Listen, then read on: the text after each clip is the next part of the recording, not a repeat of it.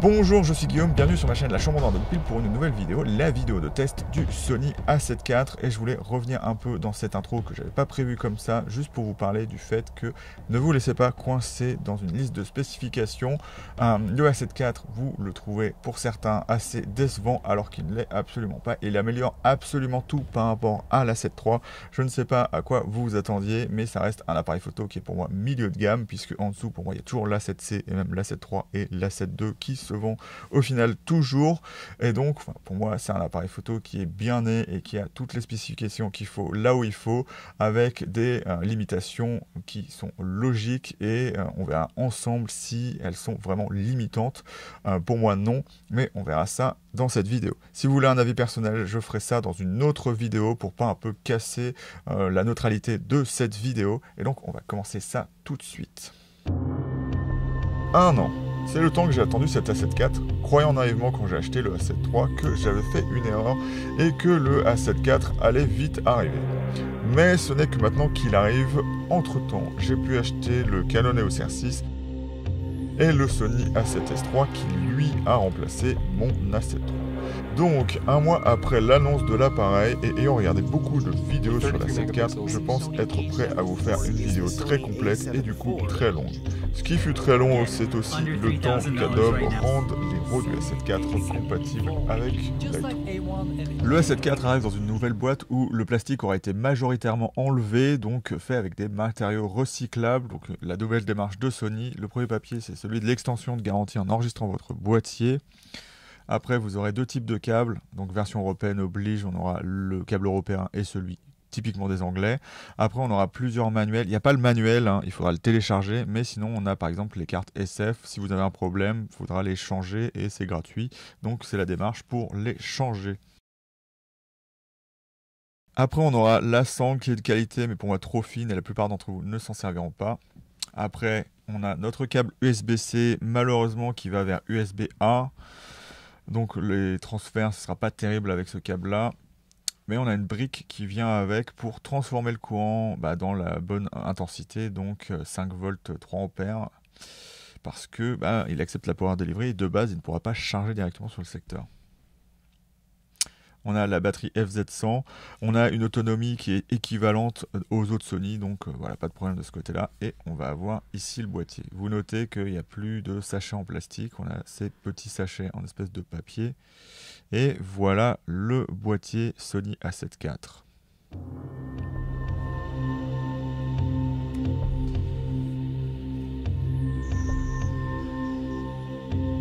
Comme c'est la première chose auquel vous serez confronté, on va d'abord parler de l'ergonomie du A7 IV. Il profite des dernières évolutions de l'A7S III et en plus a certaines améliorations que nous verrons plus tard. Mais du coup, le A7 IV profite de l'écran orientable de l'A7S III. Il va même un petit peu plus loin. Là, comme vous voyez, l'appareil photo est sorti de la veille juste en tournant l'écran. C'est un nouveau mode qu'a l'A7 IV. Un truc qui va être aussi intéressant avec l'A7 IV, c'est que malgré le fait qu'il soit moins défini que l'écran d'un A7S III et beaucoup moins qu'un Canon, on va juste rester du côté de Sony, l'écran a changé de format. Avant, on était sur l'A7S III qui me filme sur un format 4 tiers, et maintenant on est sur un format 3,5 qui vous permettra d'avoir l'écran pris par l'entièreté de l'image lorsque vous cadrez en photo. Le viseur, lui, reste en 4 tiers, mais c'est parce que ça permet d'avoir les infos hors du cadre, donc ce qui est un peu moins distrayant. Mais du coup, ce qui va être intéressant, c'est que l'entièreté des pixels, ou des points de l'écran seront pris pour l'image, alors qu'avant ce n'était pas le cas. Donc en fait la définition réelle est pratiquement aussi élevée que ce que vous pourriez avoir sur la 7S III ou au final sur le A1, pas du coup celle de la 7R4A et la 7R3A qui eux auront des écrans de 2,39 je crois millions de pixels. Un truc qui va être aussi intéressant sur tous les Sony depuis la 7S III et que beaucoup de gens ne connaissent pas, c'est qu'il y a un mode temps ensoleillé où l'écran devient beaucoup plus lumineux, même que les Canon concurrents, et du coup le fait que l'écran soit en 3,5, il a exactement la même taille que l'écran du R6 et le R5 sera lui à 3,2 pouces. Bien évidemment, l'intérêt d'un tel écran, c'est de pouvoir typiquement se filmer et de pouvoir pouvoir l'orienter dans un peu n'importe quel sens qu'on veut. Donc c'est plutôt assez pratique de ce côté-là. Après, il y aura toujours des réfractaires à ce type d'écran disant que pour faire de la photo, on est moins discret. Donc ça, oui, ils ont raison, mais que c'est difficile de shooter comme ça et de regarder à côté. Il y a une solution, hein, vous mettez les repères, donc les grilles, donc vous n'avez plus de problème de cadrage au final. Mais ce qu'il faut avouer avec ce type d'écran, c'est que ça reste le mieux à la fois pour se filmer et pour pouvoir, comment dire, prendre des photos à ras de terre par exemple. Moi je retourne l'appareil photo pour filmer des fois parce que je filme le sol et ça me permet d'avoir le trépied dans l'autre sens pour que ça marche. En termes de qualité, moi je trouve que la qualité des écrans Sony est plutôt bonne. Il n'y a pas de, comment dire ça, c'est vrai qu'un écran orientable c'est toujours un petit peu plus fragile qu'un écran sur charnière, mais l'écran sur charnière a quand même son câblage qui est à nu. Donc voilà, on peut aussi dire que ça peut être compliqué de ce côté-là, mais en termes de qualité, je trouve que personnellement, il fait pas du tout cheap et il est même un peu plus qualitatif que les Canon. Et pourtant, les Canon marchent très bien depuis le 70D, voire même le 60D. Et donc, on n'a jamais eu de problème avec leurs écrans orientables. Il suffit juste d'être un peu précautionneux et c'est pas taper dedans qui va le péter directement. Moi, je suis déjà tombé sur l'écran de mon R6. Enfin, il a un peu glissé. Et ce qui est intéressant du coup sur ce A7 IV, c'est que l'écran est partiellement protégé en dessous, ce qui n'est pas le cas sur le R6 ou sur le A7S3. Donc c'est quelque chose qui est bienvenu dans cette nouvelle version. Après, bien évidemment, ceux qui disent qu'on peut pas mettre de L bracket là-dessus, comme vous le voyez, j'en ai un sur mon A7S3 et un sur mon R6 aussi parce que j'adore faire des photos. Et donc oui, on peut dire que c'est pas très pratique d'avoir l'écran qui passe comme ça, mais on s'y fait assez vite. Voilà, l'écran arrive à passer derrière sans problème. Voilà, j'ai aucun problème avec ça et comme ça, ça me permet quand même d'avoir le L bracket. Celui-ci c'est le small rig pour la 7S3. Alors même sur la 7S3 il y a un ajustement un peu à faire, j'ai un peu poncé derrière le L bracket, bien évidemment pas l'appareil photo, pour que ça marche un peu, mais voilà, il marche quand même très bien. Et l'intérêt de ce L bracket, c'est qu'il est vraiment pas cher du tout. Cependant, il y a quand même un problème avec le L bracket, si vous aimez ça, c'est que l'accès aux ports, parce que les portes ont été revues, elles sont vraiment très solides, elles s'ouvrent, elles sont maintenant sur charnière, donc ça c'est vraiment très bien, on les ouvre comme ça, sauf que voilà, il y a des petits problèmes du genre, je suis obligé d'ouvrir cette trappe USB qui contient l'USB-C et un USB mini 2. Alors ceux qui se demandent à quoi ça sert, c'est pas pour du transfert, c'est pour mettre votre télécommande tout simplement dessus. Donc arrêtez de dire oui, il faut enlever cette commande, cette télécommande elle ne sert à rien, parce qu'il y a des gens qui utilisent Sony depuis longtemps, ils savent pas ça. Et donc voilà, vous voyez que je galère un peu à aller au-dessus, donc il faut que j'ouvre le port casque et après que je prenne mes clés pour pouvoir aller dans la trappe micro. Heureusement j'ai le XR4M et j'ai pas souvent à faire ça ici, mais quand vous me voyez vlogger, je fais ça tout le temps. Et maintenant du coup voilà, tout est ouvert. Après on a bien évidemment notre full HDMI qui sera au-dessus. Voilà. Et ce dont je ne vais pas parler, c'est bien évidemment que le port micro est au-dessus de l'écran, parce que les charnières aussi peuvent bloquer l'écran, la rotation de l'écran, mais votre prise micro ne gênera pas la rotation de l'écran si vous n'avez pas de L bracket. Moi, ça ne me dérange pas, parce que tout simplement, le L bracket ne me permet pas de faire ce type de mouvement vers l'avant. L'USB-C est compatible avec la Power Delivery, donc je vous le rappelle, ce sera alors des prises USB, que ce soit sur votre brique qui va sur le mur ou sur votre Power Bank, compatible avec 5 volts 3 ampères minimum. Donc si c'est supérieur, ça arrivera à charger l'appareil photo ou à le maintenir en vie indéfiniment jusqu'à ce que la Power Bank soit déchargée. Et donc c'est très pratique par exemple pour faire de la vidéo, ce qu'on verra dans la partie vidéo. Basiquement à 19 degrés, l'appareil photo ne surchauffe pas ou ne chauffe pas assez pour que l'appareil photo soit en surchauffe. Cependant, ça peut arriver dans les modes les plus demandeurs en débit comme le XAVC-SI 60p. Comme sur la 7S3, le bouton d'enregistrement est passé de derrière au bouton C1. Donc le C1 est inversé, ce qui est intéressant parce que moi ça me permet de faire l'autofocus sur les yeux. Le bouton est bien placé, surtout lorsqu'on fait du face cam. Donc par exemple sur la 7S3, là ça me permet d'aller directement appuyer sur le bouton. Il n'y a aucun problème de ce côté-là. Moi ça me va très bien. Mais au cas où, vous pourrez le reprogrammer. Donc quelque chose d'assez intéressant. Et tous les boutons sont basiquement reprogrammables là-dessus. Un des intérêts de Sony, c'est que vous partez d'une page blanche blanche et vous pouvez faire vos réglages personnalisés. Donc c'est très facile à matcher avec d'autres appareils photo de marques différentes si vous en utilisez. De manière générale, le boîtier est vraiment très bien, de qualité. Comment on voit que Sony a acquis une maturité avec ses A7, A9 et A1. Et du coup, on a vraiment un boîtier très abouti, très personnalisable, que je trouve avec une des meilleures ergonomies qui existent, même si on pourra me dire le contraire. Les boîtiers Canon sont plus gros, donc il conviendra peut-être au grip mieux pour comment dire ça, des plus grosses mains. C'est notamment dû au fait que la molette n'est pas de vent, donc c'est une bonne astuce ergonomique sur les R6 si vous avez des grosses mains. Mais de manière générale, le boîtier a une construction solide. Le joystick, les touches, les molettes, il n'y a aucun problème. Tout est de qualité. Il n'y a pas de problème là-dessus. On a aussi, du coup, comme je l'ai dit, certaines évolutions par rapport à la 7S3 et même au A1 que je trouve vraiment pas mal. À savoir que maintenant, la molette de compensation d'exposition est programmable et n'a plus du coup de chiffres dessus. Donc de base, moi, elle est toujours réglée sur la compensation d'exposition, mais via une touche, je peux changer ce que va faire la molette. Et donc par exemple quand je suis en balance des blancs manuel, je peux changer les Kelvin avec la balance des plans si j'appuie sur ce bouton. Et si j'ai besoin de revenir en compensation d'exposition, j'ai qu'à appuyer sur le même bouton et je peux rechoisir ma compensation d'exposition. On a aussi en dessous de la roue des modes un switch pour passer de photo à vidéo à SNQ, ce qui libère la roue des modes de ces choses-là.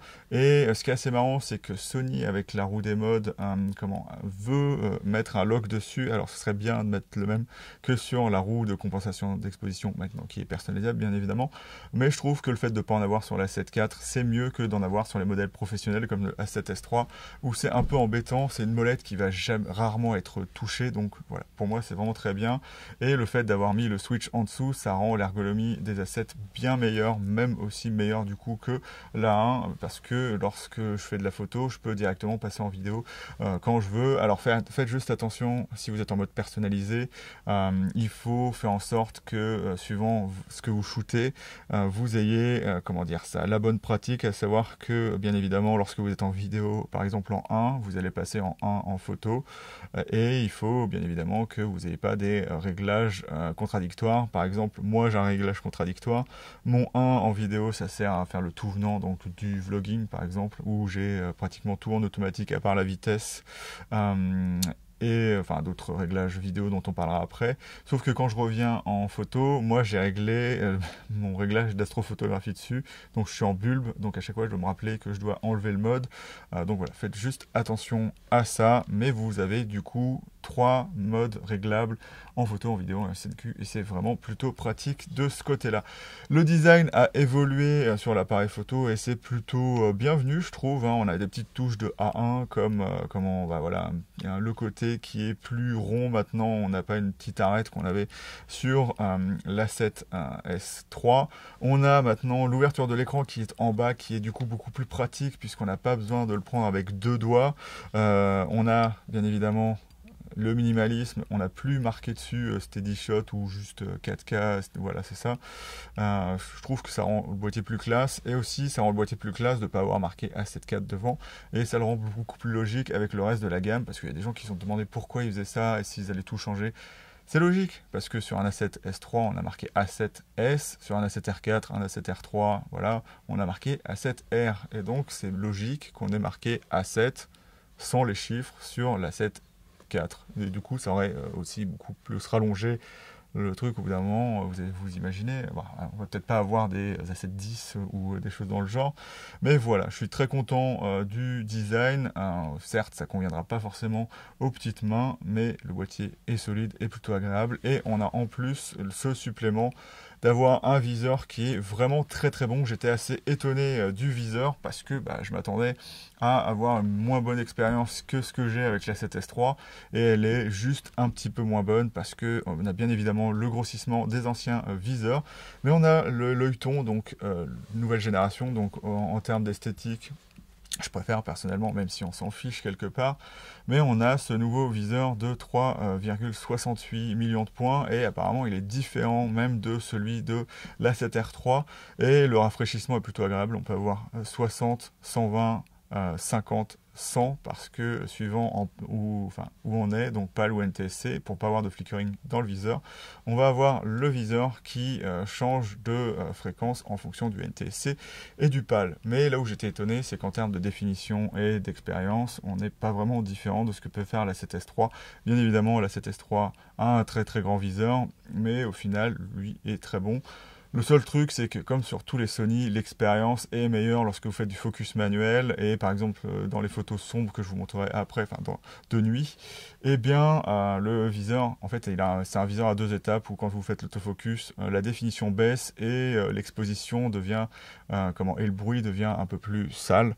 Mais du coup, c'est quand même très agréable de, faire son cadrage et après, on perd un petit peu de qualité, mais pour moi, ça me dérange pas et ça devrait pas vous déranger non plus. Reparlons maintenant un peu de l'écran de la 7 IV. Il est moins défini, bien évidemment, que son concurrent, le Canon EOS R6, et bien moins défini que son autre concurrent, le Z6 II. Pour le Z6, je pourrais pas dire, mais pour le Canon EOS R6, bien évidemment, son meilleur écran fera que les menus seront plus agréables à regarder, bien que c'est juste de la typo, donc voilà, il n'y a pas de problème de ce côté-là. Mais si vous visez derrière, moi je vise pratiquement jamais derrière, donc ça ne me pose pas de problème d'avoir l'écran comme ça, et en vidéo, il y a des aides qui vous permettent de focuser facilement et qui sont pour moi plus efficaces que juste regarder l'écran. Mais il y a un point où le A7 IV et les A7 en général sont meilleurs que par exemple le Canon EOS R6, c'est que lorsque vous affichez votre image, le Canon a une image notablement compressée et donc sur votre ordinateur elle paraîtra vraiment très très piquée, mais sur l'écran arrière c'est impossible. C'est beaucoup moins facile de voir le piqué réel de votre objectif et donc c'est un peu dommage, même de la qualité du capteur. Alors que sur un A7, le système à l'intérieur est fait pour que malgré le manque de pixels, on voit vraiment correctement l'image et c'est vraiment ce que j'aime bien avec ces Sony. Je préfère mieux avoir une meilleure appréciation de la photo une fois qu'elle est prise pour être sûr qu'elle est nette et qu'une fois que je suis sur l'ordi, on a une amélioration puisque ça reste un écran arrière. Mais voilà. L'écran est aussi bien évidemment tactile et du coup on pourra aller dans ces nouveaux menus qui ont encore été améliorés par rapport à la 7S3. Ce qui est intéressant, c'est qu'ils font pas la même erreur maintenant que les anciens menus où ils ajoutaient juste des trucs dans des tiroirs et ça allait pas forcément. Il y a une refonte continuelle des menus, donc ça peut un peu ça frustrer la première fois que vous allez dedans parce que maintenant il faut aller par exemple dans qualité d'image pour pouvoir avoir la qualité des RAW en plus de la taille et tout ça, ce qui coule pas de source sur un Sony de base. Mais moi en général je suis très content de ces menus Sony.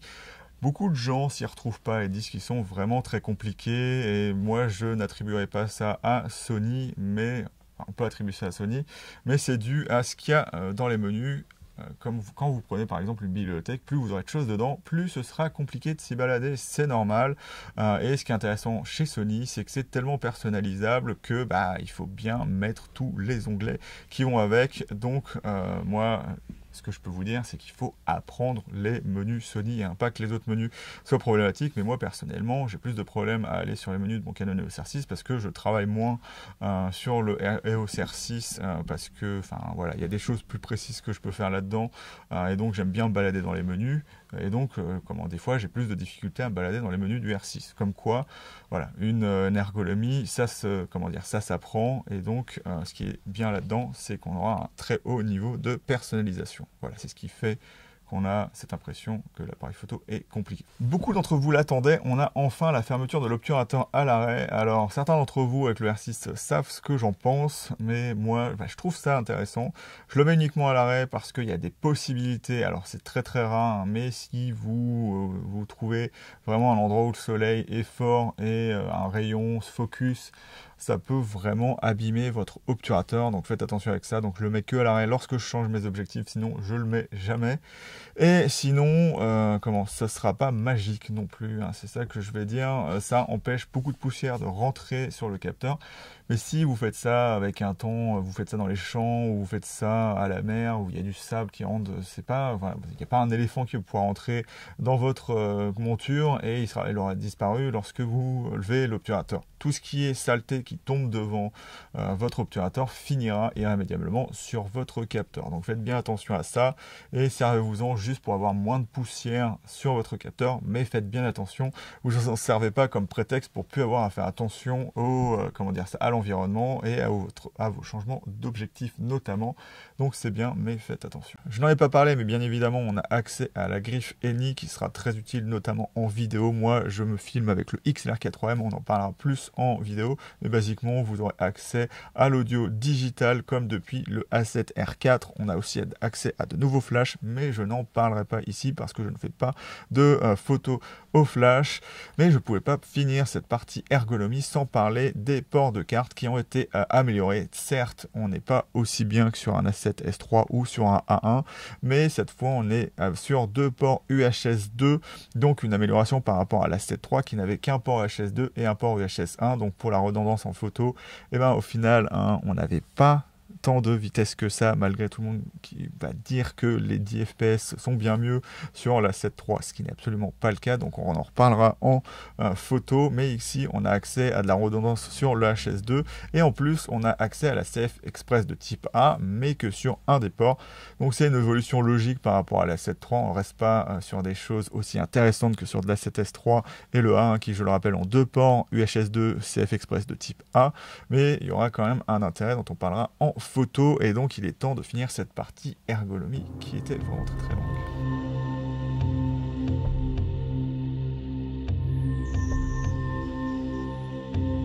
Maintenant, allons plus en profondeur dans le cœur de la machine, son capteur. On passe de 24 millions de pixels à 33 millions de pixels, donc tous les débats mis à part, pour moi, ça semble évident que Sony allait passer par là.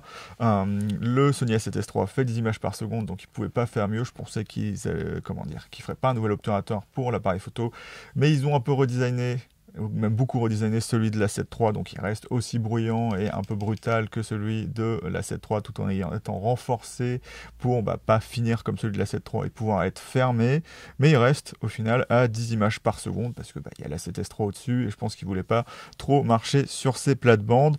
Le capteur est rétroéclairé, et contrairement à ce qu'on pourrait vous dire, le R6 ne l'est pas, donc il reste meilleur en dynamique au final, et tous les autres concurrents ont des capteurs Sony, donc on sera sur des 24 millions de pixels pour le Panasonic S5 et sur le Nikon Z6 II, et donc voilà, c'est toujours la même technologie. On a des rolling shutters à peu près équivalents sur tous les appareils photo, peut-être pas sur le Panasonic S5, mais voilà, il sera pas vraiment exceptionnel. Moi j'ai quand même pris des photos avec et on verra les exemples. Bon, vous pourrez me dire si vous trouvez du rolling shutter dedans, mais je trouve que c'est plutôt pas mal au final. Que ce soit en obturation électronique ou mécanique, on reste à 10 images par seconde. Alors c'est pas totalement vrai, c'est 10 images par seconde lorsqu'on est en RAW compressé. Alors vous pouvez vous dire, ah mais c'est un peu dommage ça.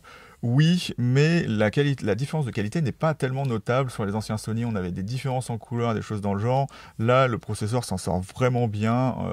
C'était vachement amélioré de ce côté-là. Donc moi, mon conseil, parce que normalement, lorsque vous êtes en rafale, on est en 12 bits en compressé, mais lorsque vous n'êtes pas en rafale, vous êtes en 14 bits. Donc voilà, vous pouvez l'utiliser en n'étant pas en rafale, ça vous donnera une plus grande profondeur de couleur. Mais la profondeur de couleur, c'est surtout utile sur les scènes très contrastées, ou les scènes de nuit, enfin voilà, où vous aurez des forts changements de lumière.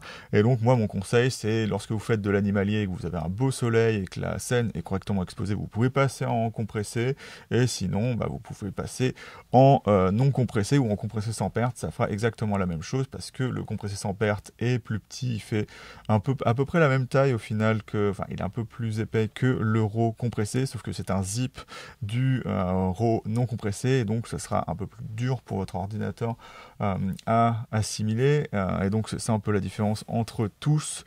Et donc voilà, moi mon conseil, c'est vraiment, vous avez besoin de qualité, vous passez en 14 bits, donc essayez de vous faire une personnalisation où les deux marches. Par exemple, quand je suis un animalier, mon C3 me sert à faire les 10 images par seconde en obturateur électronique, et lorsque je suis en C2, c'est obturation mécanique à 6 images par seconde, parce que je suis en RAW non compressé. Si vous vous posez la question de savoir si l'appareil photo est un peu bridé en photo, du coup en termes de buffer et de rafale, c'est pas vraiment le cas, c'est pas ce que j'ai calculé. Le A7S III a des résultats proportionnels, on va dire, à ce que peut faire la 7 IV lorsqu'on est en non compressé, donc on n'a pas cette limite des 6 images par seconde. Cependant, l'appareil photo s'arrête à 70 images.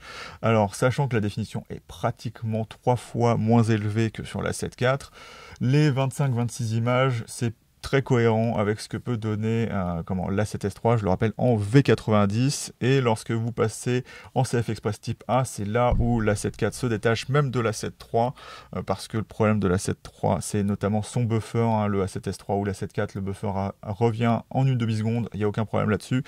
Le A7 III, le A7 R3, même le A7 R4, c'est très très lent, hein, parce qu'ils n'ont pas des processeurs très très rapides, donc ils vont se remplir et faire genre le A7 R3 en non compressé. Je crois que c'est 25 images aussi, sauf qu'après il faut attendre un temps fou. Tandis que maintenant avec la CF Express de type A, le A7 IV shoot pratiquement à l'infini. Moi c'est vraiment un plaisir, ou pas, parce que on prend beaucoup trop de photos au final. Je suis à pratiquement 4000 photos avec l'A7 IV justement en essayant de tester sur des oiseaux l'autofocus pour voir s'il était intéressant pour vous. Et donc voilà. Surtout en termes de chiffres, dire voilà, il faut faire tout le temps 10 images par seconde, tout le temps, je pense que c'est pas vraiment forcément utile, parce que ça remplira vos cartes, ça remplira vos disques, et ça vous fera travailler très très longtemps. Moi ça me fait travailler très très longtemps sur Lightroom pour dire c'est là j'en veux plus, c'est là j'en veux plus, c'est là j'en veux plus, c'est là j'en veux plus. Donc voilà. Et soyez mesurés dans ce que vous voulez en termes de rafale, soyez cohérents avec votre utilisation de l'appareil photo, parce que vous n'aurez pas toujours besoin des 10 images par seconde. Donc pour moi, l'appareil photo fait le job vraiment plutôt bien.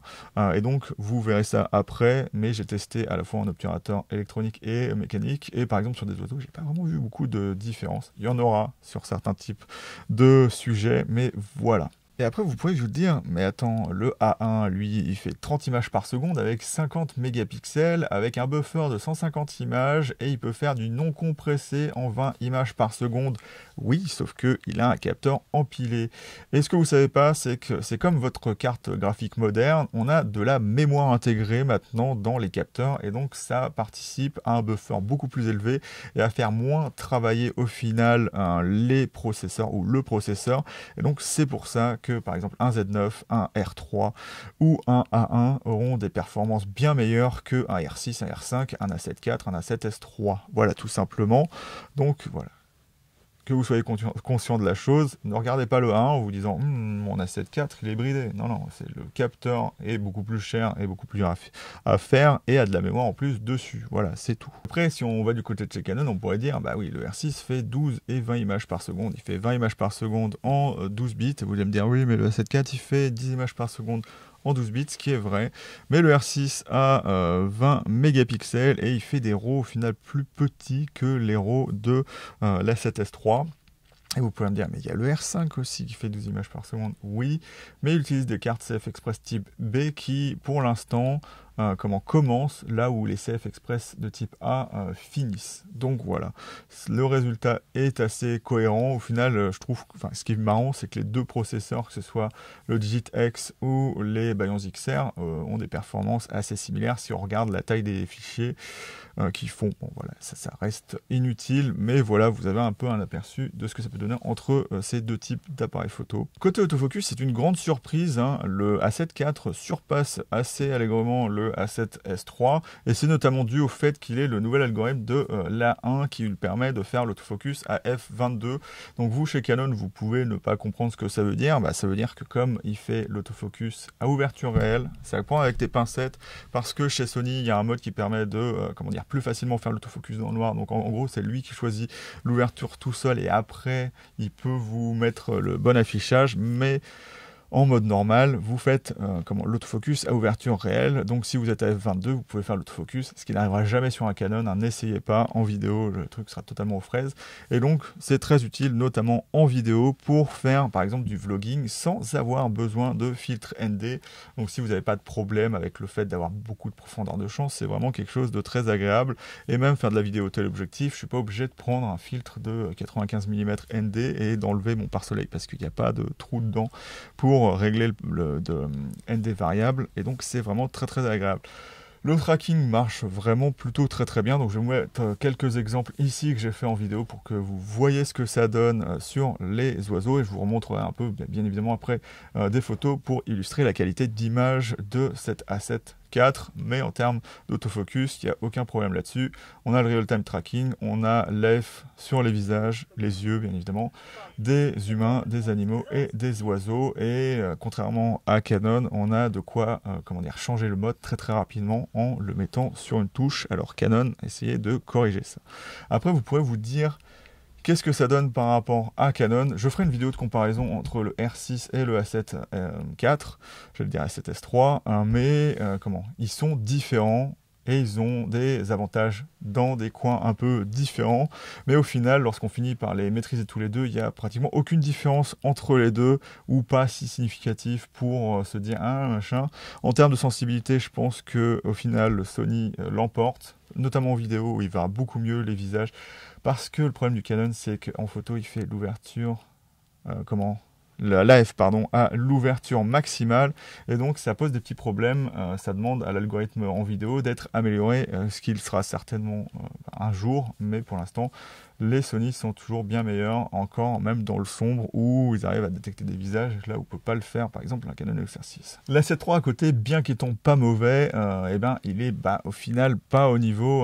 Par exemple, lorsque on avait un ciel derrière nous et qu'on essayait de se filmer, le fait que l'autofocus ne marche qu'à F8 faisait en sorte que l'appareil photo avait bien du mal, surtout lorsqu'on était en log. Là, c'est plus vraiment le cas, même c'est plus le cas avec le A7 IV, et je suis vraiment content de cette évolution, même quand on filme dans le noir, qu'on filme avec du soleil derrière soi, même le A7S III qui fait F12 avait des problèmes un petit peu là-dessus. Le A7 IV, je trouve que c'est vraiment très simple, et ça vous permettra notamment d'utiliser des téléconvertisseurs qui ne pouvaient pas vraiment être utilisés sur l'A7 III, et en plus de bénéficier de, bien évidemment, la définition de l'A7 IV. Si vous voulez des chiffres, l'autofocus de l'A7 IV, c'est, en l'algorithme on l'a dit, le même que celui du A1, donc on est à 759 collimateurs. Alors ça ne sert plus vraiment à grand chose, vu que lorsqu'on a des modes intelligents, il n'y a plus besoin de collimateurs autofocus. Canon en aura 1059 je crois. Mais Canon, ça ne sert à rien d'avoir des collimateurs, puisque normalement tout le capteur sert à faire l'autofocus. Et ce qui est important à dire, c'est que là où gagne l'A7 IV, c'est en surface par rapport à la 1. On est à 92% sur la 1, et sur l'A7 IV, on est à 94%. Ça reste une grosse performance pour le A1, parce que aucun capteur hautement défini de chez Sony n'est arrivé jusque-là. Le A7R4 ou l'A7 R3 ont des ont des collimateurs de phase qui sont très centrés, et donc l'autofocus sur les bords est vraiment très mauvais.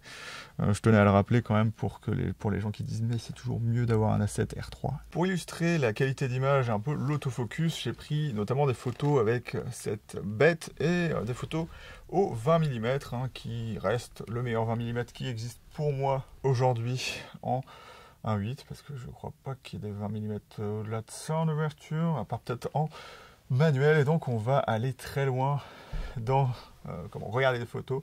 Donc j'ai changé un petit peu de setup pour qu'on puisse voir ça.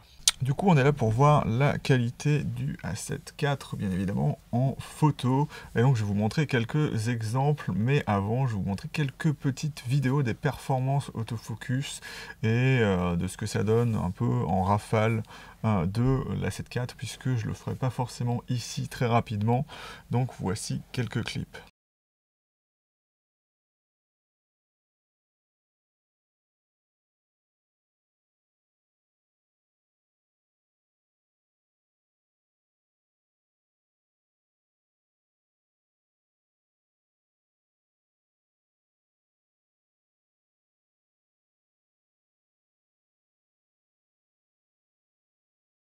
On va du coup d'abord commencer par une comparaison de photos entre l'A7 III et l'A7 IV. Donc ici c'est l'A7 III, ici c'est l'A7 IV. Donc ce qui est un petit peu compliqué, c'est que j'ai pas trouvé de photos exactement aux mêmes ISO. Donc là on est à 5000 ISO, et sur l'A7 III on est à 1600 ISO. Donc ça donne l'avantage à l'A7 III. Et donc on voit que lorsqu'on est à 100%, on a du bruit, et ici on a plus de bruit. Mais du coup, c'est parce qu'on a un ciel plus clair, comme vous voyez. D'ailleurs, on a encore plein de détails. On a les étoiles, on a tout qui est vachement détaillé. Et le A7 III, c'est un peu pareil. Même si on peut du coup zoomer un peu plus loin. Bon, après, c'est un peu compliqué parce que je suis plus près avec l'A7 III que l'A7 IV. Donc pas de loin au final. Mais du coup, hop, c'est pas vraiment faire honneur à l'A7 IV que de le mettre comme ça. Vous allez me dire, mais pourquoi? Parce que la définition n'est pas du tout la même. Donc si vous voulez comparer le bruit de ça, qui est plutôt pas mal d'ailleurs je trouve, au bruit de ça, bah, il faut le faire à la bonne taille. Donc en fait, quand je prends ça, hop, ça c'est à 100%, il faudra avoir 72, en gros, le capteur de la 7.3, c'est 72% en définition du capteur de la 7.4. Donc il faudra que je fasse ça, et qu'au final, je prenne, hop, ça ici, hop, voilà. Et du coup, ça devient moins évident, hop, au niveau du bruit. Voilà, tout simplement. Parce que je pense qu'à 5000 ISO, on serait pratiquement pareil. Donc, et puis ce qu'il faut savoir, c'est qu'au niveau du RAW, le dérotiseur de la 7.3 doit être clairement maîtrisé par Adobe, alors que ça c'est la première version de la 7.4, donc il y a un peu plus de bruit puisqu'on a un peu plus de définition, mais c'est clairement assez étonnant ce qu'on arrive à voir niveau détail et à de tels ISO, hein, puisque je le rappelle, ça c'est beaucoup plus élevé que ça. Hop, voilà. Et voilà. Après, ça n'enlève pas du tout la qualité de la 7.3. Je trouve qu'encore aujourd'hui, c'est vraiment très très bon. Je privilégierais un petit peu plus les couleurs de la 7.4, mais dans ces conditions-là, on ne peut pas vraiment comparer les deux. Donc je m'arrêterai là, niveau comparaison. Je n'ai plus l'appareil photo, donc je ne peux pas faire de test vraiment précis entre les deux. C'est juste pour vous montrer un peu ce que ça donnerait en photo un peu de nuit. Et maintenant, on va regarder que des photos de la 7.4. Ce qui va être marrant avec ça, c'est que c'est des photos que j'ai prises cet après-midi. Et je ne les ai pas encore vues sur Lightroom, donc on va aller voir ça tout de suite. Hop, donc je me mets là-dessus. Hop, et on va regarder ça ensemble. Pardon. Hop, développement. On va pas mettre de comparaison du coup maintenant. Et on va enlever ça. Hop. D'ailleurs, on va peut-être pas l'enlever pour pouvoir voir les réglages. Hop. Parce que ça, c'est 12800 ISO. Donc, ce que vous voyez, c'est que c'est un petit peu sous-exposé. Parce que, en fait, le A7 IV est limité en auto à 12800 ISO. Donc, ça m'obligerait à aller plus haut en ISO ou à baisser en vitesse. Hop. Et donc, vous pouvez voir un peu ce que donne la rafale ici. Mais voilà, les résultats sont plutôt pas mal. Donc, on va peut-être aller un petit peu plus loin. Ce qui me dérange un peu là, c'est que je vois pas du tout bien l'écran parce que j'ai la lumière en face de moi. Hop, et donc on va essayer de voir des trucs un petit peu intéressants. Alors oui, il y a du bruit, hein, parce que le capteur, ce qu'il va avoir de très intéressant, et on le verra dans d'autres photos après, c'est que il a un nombre de détails assez fou pour 33 millions de pixels, mais il y a peut-être un petit peu plus de bruit que sur d'autres capteurs. Après, ça reste à discuter, hein, puisque même la 7.3, lorsqu'on est à 100 ISO là-dessus, sur la 7.4, il n'y a pas de bruit, on verra ça après. Vous pouvez voir que quand même l'autofocus fait pas mal son taf. Hein. Là, il y a une branche devant, et j'ai quand même l'ozonette. Donc, à cet endroit-là, je suis pas sûr que j'ai l'eye tracking sur les oiseaux. D'ailleurs, j'ai changé de manière de faire l'autofocus, donc je vous en parlerai un petit peu après. Hop. Donc on voit que les oiseaux me regardent, donc ils sont un peu craintifs au départ. Voilà, je voulais faire un truc ici qui est assez marrant, c'est que je me suis mis à 20 000 ISO. Donc vous voyez que c'est plutôt pas mal géré. Il y a du bruit, hein, bien évidemment, on est à 20 000 ISO. On est à 20 000 ISO, quoi. Genre, voilà, ça marche, quoi. L'autofocus sur les yeux, bien évidemment. Hop, à 10 images par seconde. Alors, hop. Alors ce que vous voyez, c'est que c'est le profil intégré de l'A7 IV. Puisque Lightroom a les profils intégrés, donc c'est le profil neutre, sauf que il prend le RAW de base et il recalcule, donc c'est normal qu'on ait des couleurs qui changent un peu légèrement, puisque à la base il veut mettre Adobe Couleur, ce que je déteste en général. Vous voyez que ça passe vraiment pas mal, hein. Les détails sont vraiment super bien. Je suis vraiment content là de ces photos là, hein, en termes de piqué. Enfin c'est juste des photos exemples, et vous voyez qu'il arrive quand même à suivre derrière, hop, ici.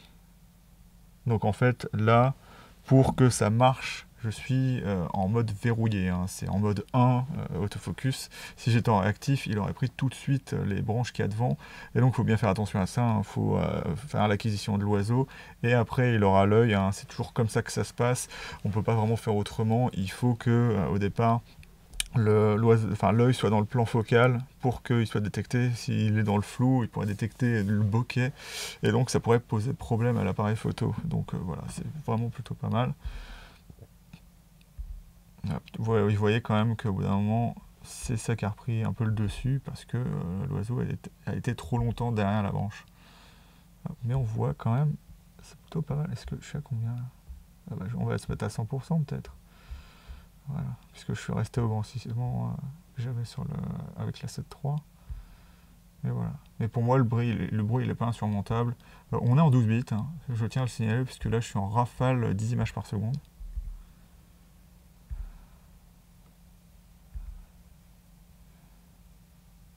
Et ouais, c'est vraiment pas mal. Hein. Et donc, on est en obturateur électronique aussi. Donc, non, susceptible au rolling shutter aussi. Mais voilà, c'est vraiment... Voilà. Bon, peut-être légèrement out, mais bon, on est toujours à 20 000 ISO, donc franchement, 20 000 ISO. Hein.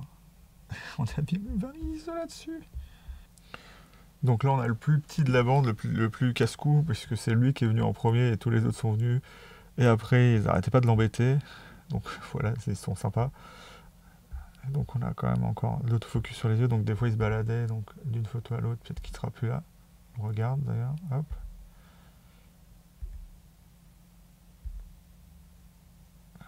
Voilà. On voit, hop.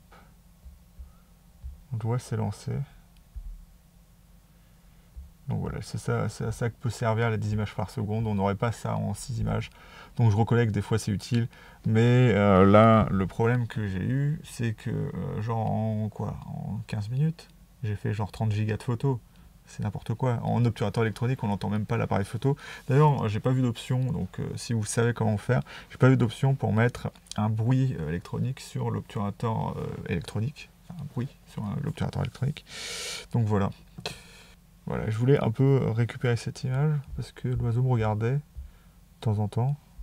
Et donc voilà, là c'est net quoi. On est certes à 20 000 ISO, mais voilà, ça envoie. Hein. Alors 20 000 ISO, bien sûr, c'est bien dans ces conditions-là, quand vous n'avez pas trop de lumière et que tout est bien exposé, bien évidemment, vous aurez moins de dynamique, surtout dans les basses lumières avec le A7 IV. Dans les hautes lumières, ça va encore à peu près, mais voilà. De toute façon, tous les appareils photo arrivés à des ISO comme ça ne se maintiennent pas vraiment très bien. Et voilà, la photo est quand même vraiment très très bien. On voit tous les petits poils, puisque je le rappelle, dans les plumes, c'est plein de petits poils. Donc là, l'autofocus a un peu changé d'avis.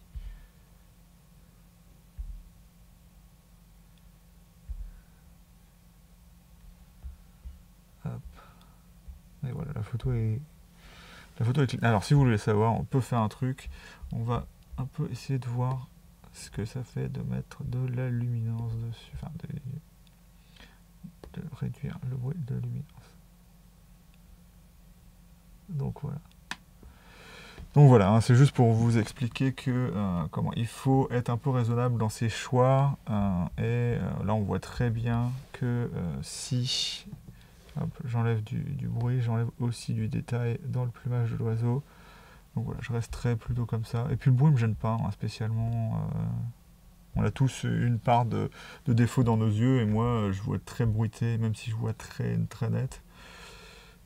Et donc voilà, moi je trouve vraiment ça assez sympa. Donc en fait, suivant le SNR, on va dire ça, le Noise Ratio Signal, et comment dire, on a plus ou moins de piqué et de dynamique aussi. Donc moi je préfère mieux garder du bruit, parce qu'il est très agréable, ça fait très bruit argentique au final, et la photo reste quand même vachement de qualité. Hein.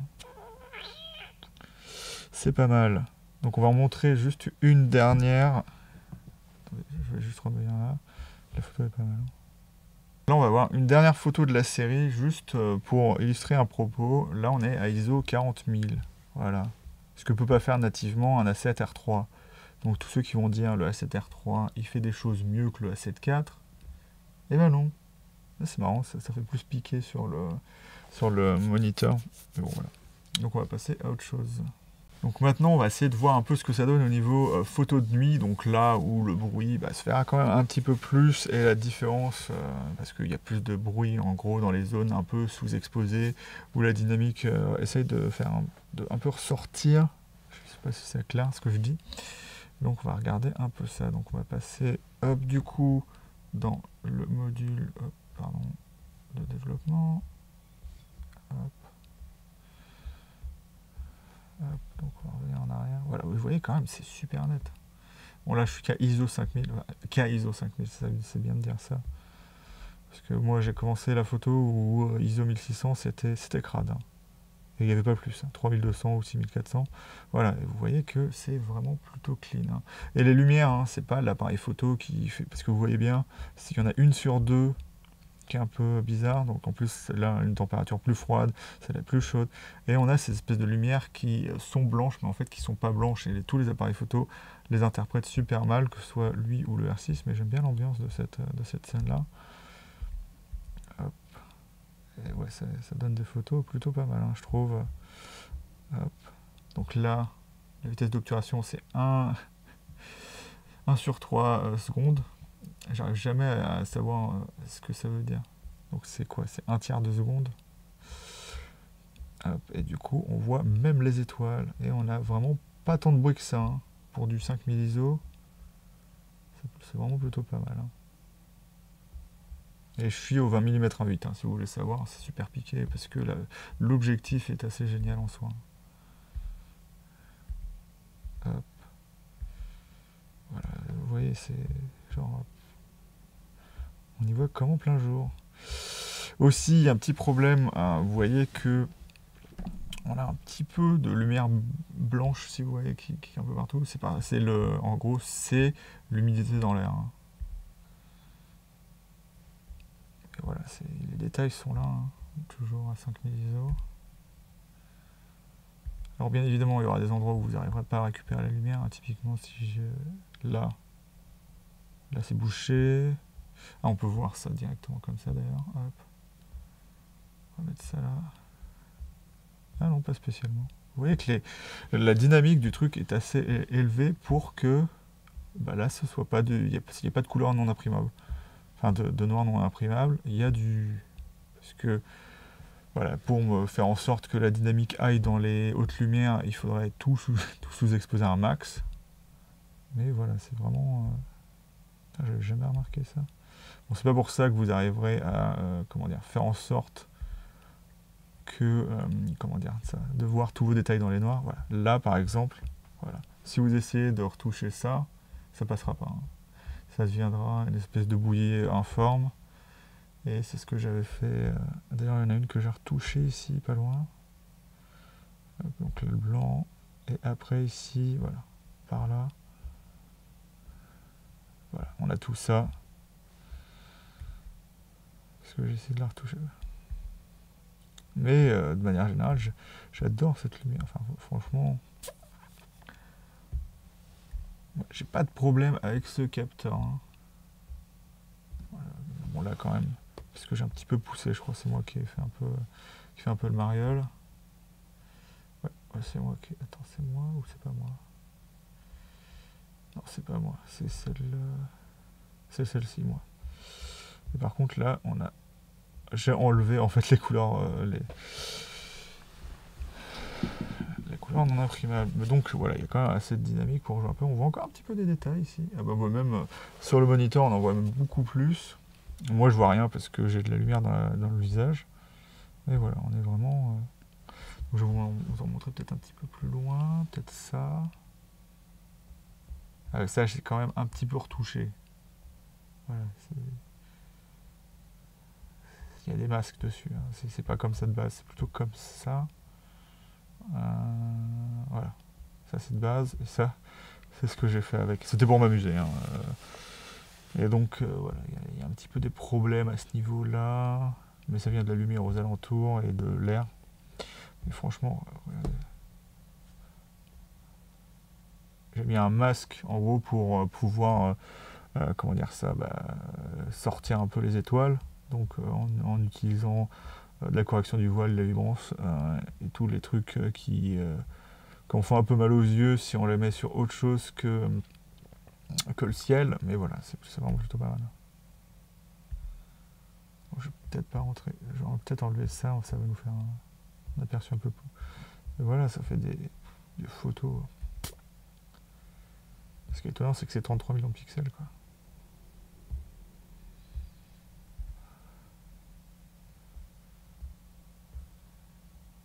Donc là, on est revenu à 1600 ISO. Je vais juste encore voir quelques photos après, et ce sera bon. Je vous montrerai plus des détails de photos prises à 100 ISO. Ce sera peut-être plus simple, voilà. Donc ce qui est marrant avec ça, c'est que j'ai toujours cru que c'était du moiré, alors que c'est apparemment les tuiles qui sont mises dans un sens différent ou qui sont différentes et qui font cette espèce de pattern. Mais je croyais vraiment sur la 7S3, vu qu'il n'a pas de filtre passe-bas, que c'était du moiré, parce qu'ils l'ont fait, hein, du moiré, le A7S3, alors, et le R6 aussi d'ailleurs fait du moiré, alors qu'il a que 20 millions de pixels. Donc ouais, mais il y a des trucs... genre voilà, on voit les étoiles, là. Et en même temps, on voit ce qui se passe en bas. Le tout à 8000 ISO, voilà. Donc ça vous paraît peut-être pas impressionnant à certains d'entre vous, hein, vous dites peut-être « Ah, il y a du bruit dessus », mais vraiment, ça aujourd'hui, enfin voilà, on a fait du chemin pour arriver jusque-là, et les 33 millions de pixels de la 7.4, voilà, c'est vraiment bien. Hein. Il n'y a pas de problème là-dessus. Hein. Voilà, donc je vais m'arrêter là pour ça. On passe au dernier album que je vais vous montrer. C'est assez perturbant parce que je vois mon ordi, je me dis mais c'est ça mon aperçu. Et en fait je suis chez mon moniteur externe et là je me vois quand même. C'est pas grave, on va passer dessus juste pour voir. Donc on est bien en développement là. Bah oui, puisque j'ai... Bon, enfin bref. Hop. Et c'est assez fou. Sans ISO. Pas de bruit d'ailleurs, bien évidemment. C'est tout beau. C'est pris, je sais même pas si c'est un 8. C'est un 8. C'est toujours avec le 20 mm. Mais les détails sont méga fous, quoi. Ah oui, l'optique est assez géniale, hein, faut le dire. Hein. Donc c'est pas retouché, hein. C'est juste direct. Hein. C'est pas que je vous dis de ne pas retoucher. C'est juste que là, c'est pour juste vous dire ce que ça donne de base sans avoir d'accentuation ou quoi que ce soit. Quoique dans Lightroom, il y a quand même un petit peu d'accentuation à la base. Mais voilà. Enfin, moi, j'étais assez étonné des résultats. Hein. De ça. Enfin, voilà. Donc le capteur a quand même du caractère. Hein. Savoir que y a un peu de bruit quand même, comme vous l'avez vu en basse lumière, mais c'est pas du bruit qui est gênant au final. C'est pas la purée numérique où on voit plus les couleurs. D'ailleurs, les couleurs sont vraiment plutôt pas mal là-dessus. Ça d'ailleurs, je crois que c'était pour voir un peu les différents types. Non, c'était juste pour faire ça. Alors on va voir un petit peu ce que ça donne en termes de dynamique. Voilà. Et voilà. Donc voilà, c'est bien. C'est bien. Donc on va faire hop, expo. Et on arrive vraiment à voir absolument tout ce qu'on veut. Donc on a un petit peu de bruit, bien évidemment. On peut dire, ah voilà, si on veut pas le bruit, à ce moment-là, on va faire hop, luminance. Hop. Après, je pense que Lightroom pourra un peu faire des efforts sur la luminance sur ce capteur en particulier. Mais bon, il n'y a pas beaucoup de travail à faire, c'est vraiment pas mal.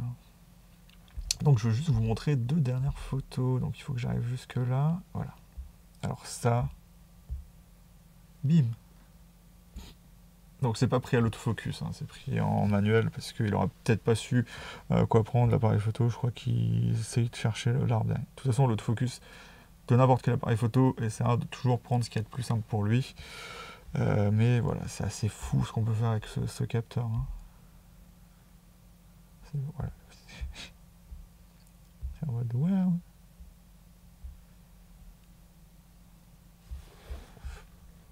Enfin, moi, ça me... Bon, le ciel n'était pas vraiment terrible. Hein. Le seul moment où j'ai eu des bons ciels, c'est quand j'ai fait le test de l'autofocus, comme vous l'avez vu. Et donc voilà, hein, pour moi, Il n'y a pas de problème hein, en niveau photo, bien évidemment. Lorsque je ferai la review, je ferai d'autres photos. Je vous montrerai un panel un peu plus large de photos, avec des photos prises avec des temps un peu plus cléments que là. Hein. Je suis quand même sorti de nuit exprès quand le ciel était pas couvert pour pouvoir vous faire des photos assez sympas. Et donc voilà pour la qualité photo de l'A7 IV. Comme je vous ai dit, j'ai un peu changé ma façon d'utiliser l'autofocus de l'A7 IV. J'avais programmé un bouton, donc mon bouton C1 pour faire uniquement l'autofocus sur les yeux.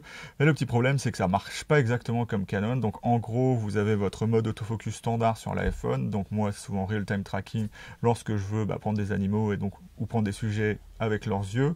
Et sinon, lorsque je veux avoir un focus critique très très bon, donc vraiment on fixe, même avec l'AFC, j'utilise juste un collimateur simple et je le mets où je veux. Sauf que lorsque je me suis mis à faire mes tests sur les oiseaux, où l'autofocus a besoin d'être travaille un petit peu plus, puisque les oiseaux c'est tout petit, donc c'est pas gimmick, hein, l'autofocus sur les oiseaux, c'est juste que comme ils sont plus petits, il faut s'approcher plus près, et donc la détection se fait d'une manière un peu moins simple que sur un visage d'être humain ou sur des animaux. D'ailleurs, l'autofocus sur les animaux marche vraiment pas mal du tout sur le A7 IV. Et du coup, ce que j'ai dû faire, c'est un peu changer mon fusil d'épaule parce que le problème, c'est que l'AF sur les yeux, en fait, lorsqu'il détecte pas d'œil, ça devient le collimateur que vous avez choisi, par exemple, Real Time Tracking, je le mets en initial small, et ça devient juste un collimateur au milieu qui fait l'autofocus. Et donc, voilà, dès qu'il perd l'œil, il se met à faire n'importe quoi en autofocus. Et c'est un petit peu dommage. Par contre, j'ai constaté un truc, c'est que si vous laissez le real-time tracking avec l'autofocus tout le temps sur les yeux, lorsque l'autofocus sur les yeux ne marche pas, il utilise le real-time tracking à l'endroit où il y avait l'œil, donc ça marche très très bien, et il reprend l'œil dès qu'il a besoin, donc c'est le mode à utiliser lorsque vous faites l'autofocus. Et du coup, ce que j'ai fait, c'est que j'avais déjà mon bouton pour pouvoir mettre l'autofocus quand je voulais, surtout pour l'enlever de la photo à la vidéo, mais en fait je l'ai changé de place, donc je ne sais pas ce que je ferais de ce bouton-là. Avant c'était mon C, celui qui est sur la poubelle, et maintenant le C1 me sert juste à switcher entre, AF sur détection d'AF sur les yeux et pas détection d'AF sur les yeux. Donc en fait, je fais tout le temps l'AF maintenant avec l'iPhone, mais le C1 me sert à changer entre pas d'AF sur les yeux et AF sur les yeux, tout simplement. Et ça marche vraiment très très bien comme ça, bien mieux que en juste séparant, mettant un bouton juste pour faire directement l'autofocus sur les yeux. Donc j'en reparlerai bien évidemment dans les tutos, surtout le tuto qui arrivera sur l'autofocus de l'A7 IV. Mais voilà. Après ce visionnage de photos, il faut quand même que je vous en montre d'autres pour illustrer une chose, et c'est le scintillement ou flickering.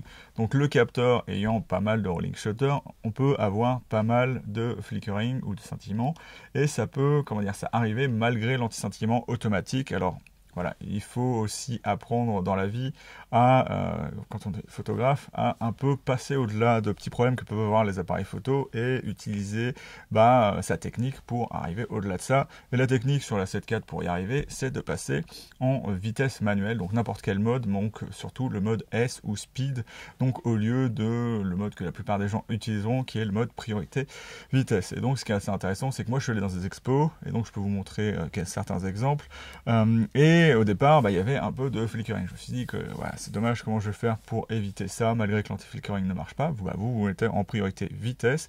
Vous réglez une vitesse pas très élevée, mais assez élevée pour faire des photos nettes. Et vous regardez s'il y a du scintillement sur vos photos. Pourquoi sur vos photos?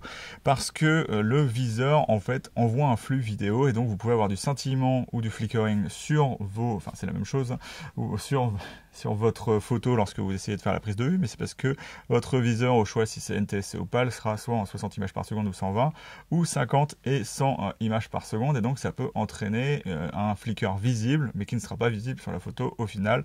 Donc regardez bien, prenez une photo, regardez bien la photo, et après dites-vous, voilà, c'est ça que je veux avoir, et donc laissez la vitesse fixe. Si n'importe quelle vitesse ne fonctionne pas, il y a un outil qui est hérité du A1 et qui est assez intéressant, donc c'est dommage qu'on puisse pas le régler automatiquement, par exemple comme sur un R3, mais on a le mode d'obturateur variable. Donc en fait, moi mon conseil c'est de le mettre dans le menu FN ou sur un bouton personnalisé, et vous réglez votre vitesse, et donc vous voyez encore légèrement du flickering, Et vous allez pouvoir régler l'incrément très précisément pour pouvoir ne plus en avoir du tout. Donc je le rappelle, hein, c'est que dans les modes où la vitesse est manuelle, vous ne pouvez pas bien évidemment le mettre en mode vitesse automatique. Donc ça ne marchera pas en P, A, tout auto ou les choses dans le genre. Et donc c'est assez magique, mais bon voilà, ça demande quand même un petit peu de travail. Donc il faut régler sa vitesse et après remettre l'obturateur variable, parce que comme il y a des petits incréments, il faut d'abord avoir la vitesse qu'on veut et après régler précisément cette vitesse, parce que sinon ça ira pas très loin, très rapidement. Vous irez de 10 en 10 en très longtemps, puisque ça se règle entre 0,5 et 0,7, voilà, tout simplement. Du coup, pour moi, le A7 IV, c'est une bonne surprise en photo. Pas que je m'attendais à des mauvaises choses, mais en fait, tout ce qu'il va y avoir à l'intérieur aide à la prise de vue. Qu'on ait les 10 ou les 6 images par seconde, j'ai pas vu vraiment de problème avec ça. Certes, il y aura des appareils photo un peu plus user-friendly, on va dire, comme le A7S III, qui est meilleur en pratiquement tout ce qu'il fait en photo, sauf que, du coup, il n'a pas ces 33 millions de pixels, et donc, voilà, personne ne l'utilisera pour faire de la photo. Mais voilà, il y a quelques petits défauts par-ci par-là, comme l'obturateur qui est vraiment assez dur et donc qui fait, ça un peu plus bouger l'appareil photo que par exemple sur la 7S III qui a un obturateur aux petits oignons. Mais à part ça, les 33 millions de pixels avec un capteur qui est vraiment très bon, fera que je pense que l'appareil photo vous satisfera, surtout parce que l'un des intérêts que va avoir la 7 IV, c'est sa vidéo, et on va en parler tout de suite.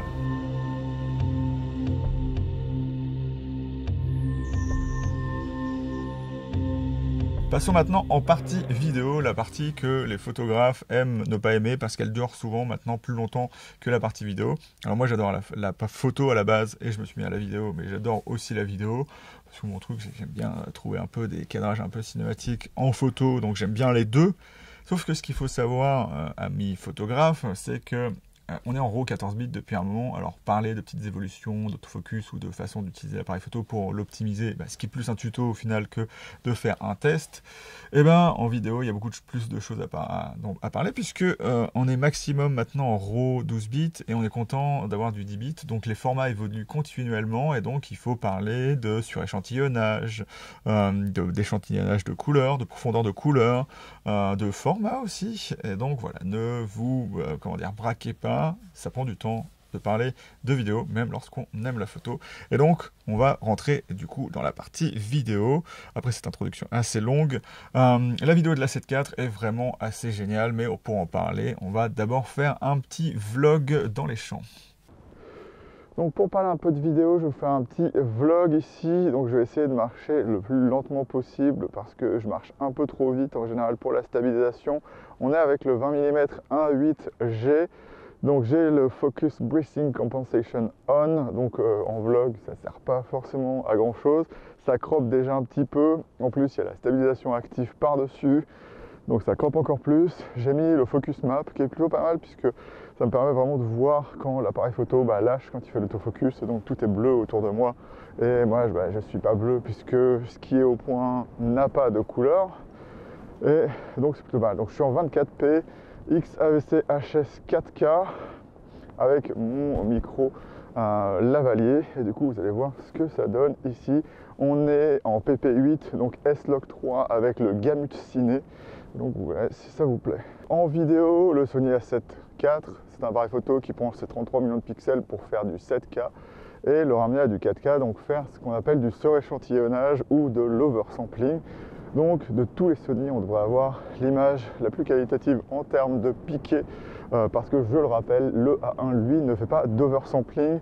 Alors à moins de ramener son flux 8K dans un enregistreur externe qui fait une espèce de sorte d'oversampling, vous ne pourrez pas avoir une image aussi piquée en 4K que sur le A7 IV. Mais bien évidemment, vous l'avez entendu, ça vient avec un prix, et donc vous allez voir si le défaut se voit lorsque je vlog ici. C'est du rolling shutter assez important. Alors en vidéo, apparemment Ciné D, si vous connaissez, c'est ceux qui ont les chartes de test pour la dynamique qu'utilise notamment Gerald London ou d'autres comme même Damien Bernal. Et du coup, dans leur test, le rolling shutter n'est pas aussi mauvais par exemple que le Canon EOS R6 pardon. Donc voilà, de ce côté là, on a bien évidemment du 24p et du 30p qui n'est pas croppé, parce que je le rappelle, même si le crop est constant tout le temps chez Canon, sur le R6 on a le même crop que sur le 1DX Mark III pour avoir l'oversampling du 5K, leurs 20 millions de pixels qui ne vont pas exactement, qui ne rentrent pas dans cette fenêtre. Et donc pour gagner un peu de qualité, il y a un crop de 1,07 dessus. Et bien évidemment, le A7 IV a ce crop 1.5 en 60p obligatoire.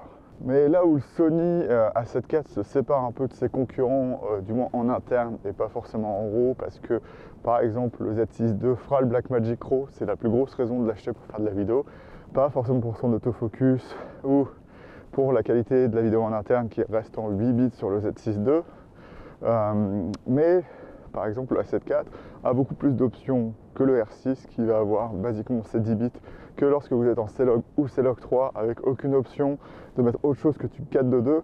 Et ici vous pourrez voir sur ma petite charte que j'ai fait toutes les options que vous avez, et ce qui va être intéressant c'est de pouvoir voir comment avec ça quelle carte il va falloir utiliser avec les différents types de vidéos.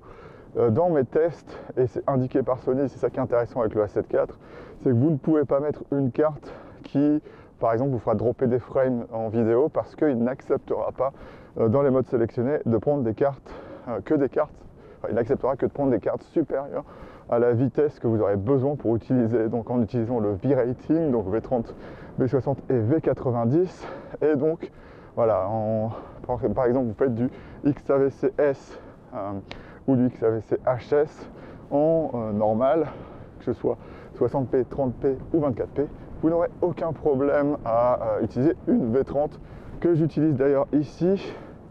Mais dès que vous allez en SI, que ce soit en HD ou en 4K, eh ben, vous aurez besoin d'une carte V60 et dans certains modes une V90, mais tout le tableau est détaillé ici. Le truc intéressant à savoir, c'est que la carte CF Express type A qui serait conseillée dans la A7 IV pour faire la photo est utile pour une seule chose, c'est pour faire du slow-mo 24p avec un défilement de 60 images par seconde. Donc en gros, je vous ferai un tuto là-dessus, mais c'est ramener le 60p à 24 images par seconde pour avoir un ralentissement de 40%. Et là, il faut la CF Express type A, parce que même si le débit n'est pas plus important que la carte, en fait à l'enregistrement, lui, il a besoin de beaucoup plus de débit pour vous en donner un plus faible à la fin, une fois qu'il a tout recalculé. Donc voilà à peu près tout ce qu'il y avait à savoir sur les qualités de vidéo. Comme vous voyez, on a des options 8 bits et 10 bits qui sont intéressantes. Après, le seul petit problème que vous allez avoir, comme vous le voyez, et c'est pareil sur la 7S III, dès que vous êtes en HD et que vous voulez faire du 120 images par seconde, et bien vous êtes limité à 8 bits. En termes d'autofocus en vidéo, on est ce qu'il y a de meilleur chez Sony et pratiquement de meilleur en général, peut-être à part le Z9, le R3 et le A1, parce que de manière générale, les Canon étant quand même très bons, voire des fois un peu meilleurs que les Sony, en photo, en vidéo, c'est pas trop ça, parce que, si vous ne le savez pas, les Canon font l'AF à ouverture maximale, je l'aurais sûrement déjà dit en photo, et du coup, ça donne à Sony l'avantage, puisque ce A7 IV permet de faire l'autofocus jusqu'à f22, et là ça me permet de vlogger à 1/50 de seconde en étant à f14 tout en étant à la base ISO de mon PP8 qui est 800 ISO, donc c'est vraiment pas mal de ce côté là. Je reprends un petit peu mon souffle là, c'est juste qu'il fait un petit peu froid. Et du coup ce qui va être intéressant avec le A7 IV, contrairement à tous les autres Sony avant, en espérant qu'il y ait la mise à jour un jour pour le A7S III et même le A1, c'est qu'on a l'autofocus des humains, des animaux et des oiseaux en vidéo. Alors pour ceux qui trouvent pas ça pratique d'avoir animal et oiseau séparés, eh bien vous pouvez le programmer sur un bouton, ce que vous ne pouvez pas faire chez Canon, et donc vous avez votre sélection qui se fait en cliquant, et donc ça passe de l'un à l'autre très rapidement. Bien évidemment, comme je l'ai déjà dit, il y a l'intérêt d'avoir 3 modes personnalisés par mode de prise de vue, on va dire SNQ, vidéo et photo. Donc là, tous mes réglages, j'ai pu repasser en photo, faire la photo de ce qu'il y avait derrière moi, revenir et avoir exactement les mêmes réglages, ce qui ne serait pas le cas en vidéo standard, et c'est encore un des problèmes de Sony, c'est qu'il y a plein de réglages qui passent encore de photo à vidéo, même si vous pouvez en séparer certains via le menu que je vous montre ici, mais ça reste quand même un petit peu compliqué. Et c'est un petit peu dommage, hein, bien évidemment. C'est un gros défaut de Sony, les autres ne le font pas. Je vous l'avais déjà dit dans une autre vidéo, mais voilà. Bien évidemment, j'ai fait des tests de surchauffe et le A7 IV performe vraiment super bien dans le mode que j'utilise et dans les autres modes aussi. Il n'y a aucun problème là-dessus. Je l'ai comparé aussi au R6, mais je réserverai ça pour une vidéo de comparaison du R6. Le A7 IV gagne, c'était évident au début, mais on pourrait s'attendre à ce qu'il surchauffe. Il faudra que je refasse des tests cet été, ce que je ne manquerai pas de faire pour ma vidéo de review complète pour vous montrer s'il est encore intéressant après que la lune de miel, on va dire, soit passée, parce que le test il arrivera sûrement assez tôt et puis l'hiver sera forcément pas passé. Donc voilà, ça performe très très bien. Comme vous le voyez, la stabilisation active n'est pas mauvaise en soi, c'est juste qu'il va falloir faire assez attention à ce qu'on fait lorsqu'on l'utilise. Chez Canon, les gros mouvements que je fais se voit aussi, il n'y a aucun problème là-dessus. C'est peut-être un petit peu plus fluide, mais ce qu'on gagne avec les Sony, je trouve, c'est une stabilisation un peu plus, naturelle. Et on n'a pas cet effet de wobbling dû au fait que le capteur bouge beaucoup et modifie les perspectives sur les très grands angles. Donc ça, c'est un peu ce que je préfère. Donc je préfère ça, moi, personnellement, au R6, même si des fois, ce sera un peu moins bien stabilisé. Après, c'est une question de goût, hein, ça, je ne dis pas le contraire. Mais maintenant, comme on l'a dit, il va y avoir des choses un petit peu plus dommage sur le A7 IV, comme le rolling shutter dessus. Alors moi, ça ne m'a jamais vraiment dérangé dans tous les tests que j'ai fait. Et donc on va voir une petite vidéo où je vous étais sorti là où j'ai fait mes tests de photos à 100 ISO. Et donc voilà, j'ai fait un petit test dans une carrière où j'essaye de voir si le panning fait vraiment, montre vraiment le rolling shutter. Et ce que j'ai constaté, c'est que, oui, certes, le rolling shutter est élevé. Donc pour rappel, en termes de mesure, j'ai pris un article de Cinédé. Donc si vous les connaissez pas, c'est ceux qui font les Zyla 21. Donc c'est des chartes de dynamique qu'utilisent notamment Gérald London et aussi Damien Bernal, mais ils font aussi des tests labo, notamment de rolling shutter. Et en APS-C, donc notre mode 60p, on reviendra dessus après, et on est à 13 millisecondes, ce qui est plutôt pas mal au final parce que le A7S III est à 8 millisecondes. Par contre, en plein format, le A7 IV, c'est un rolling shutter 2 fois plus élevé, donc dans les 26,7 millisecondes, donc c'est pas vraiment terrible. Et Cinédé, eux, calculent le R6 comme étant encore pire, dans les 30 millisecondes, donc pour eux, c'est le pire capteur qu'ils aient jamais testé. Mais suivant les personnes qui testent, on peut avoir des différences, donc voilà, c'est à vous de faire le tri dans toutes ces informations-là.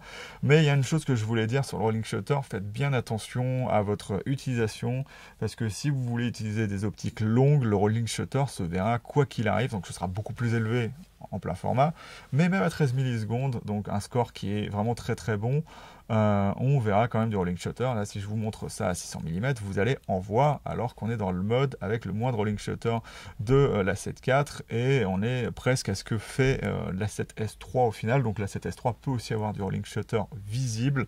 Voilà, faites juste attention à ce que vous faites, et inversement, comme je vous l'ai montré avec le 24p, lorsqu'on est avec un très grand angle, le rolling shutter peut se voir beaucoup moins.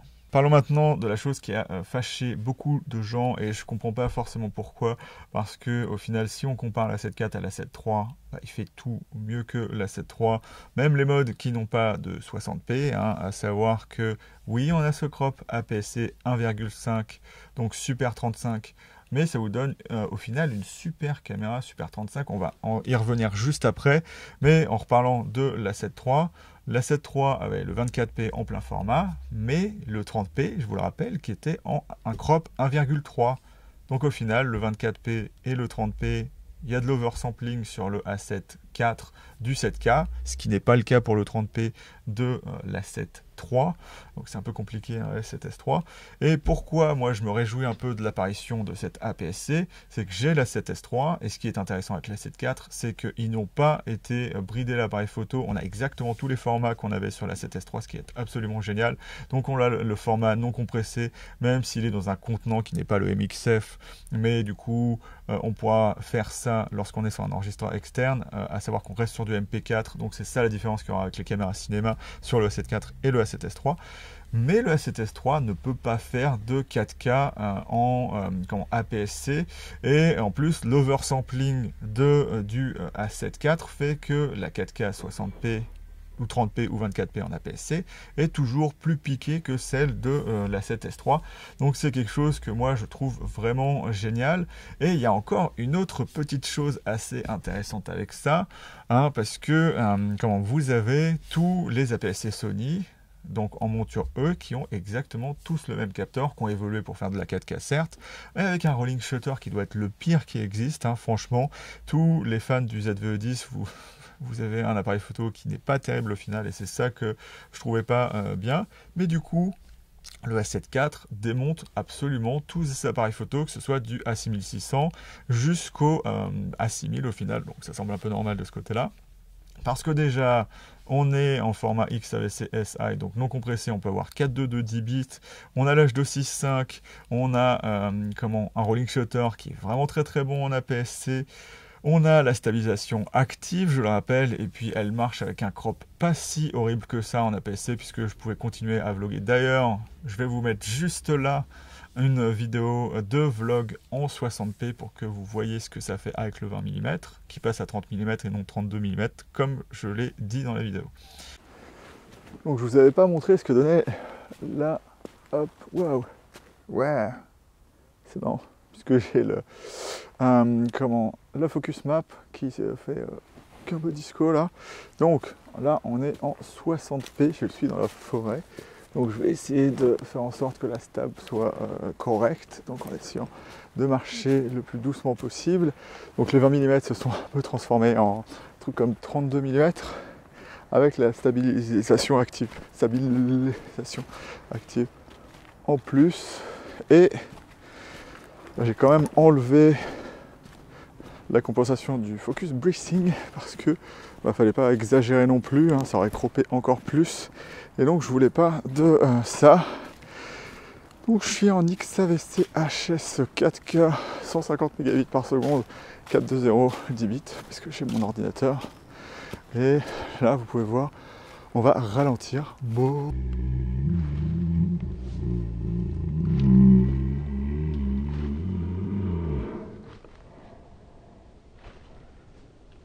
C'était débile. Et ce que j'ai fait, c'est que pour arriver au 1/120e de seconde, enfin 1/119,9, j'ai utilisé l'obturateur variable.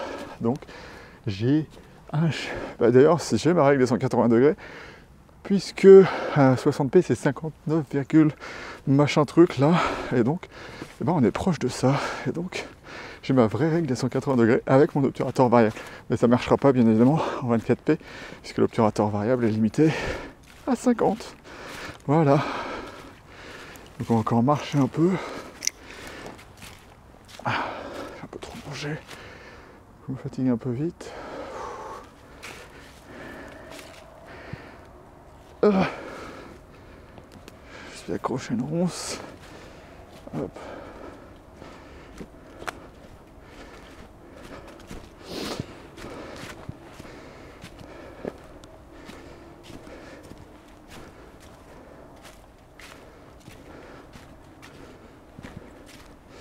Donc je me suis entraîné un peu, hein. Donc même si je passe encore d'un bras à l'autre, je commence un peu à maîtriser l'art du vlogging, même si c'est un peu dur. J'étais impressionné d'ailleurs. La dernière fois, j'ai vu une nana qui faisait du footing et qui appelait en même temps pour une réservation. Oui, allô, alors j'avais un réservé machin, j'étais en train de courir, genre 8 km/h comme ça, sans problème.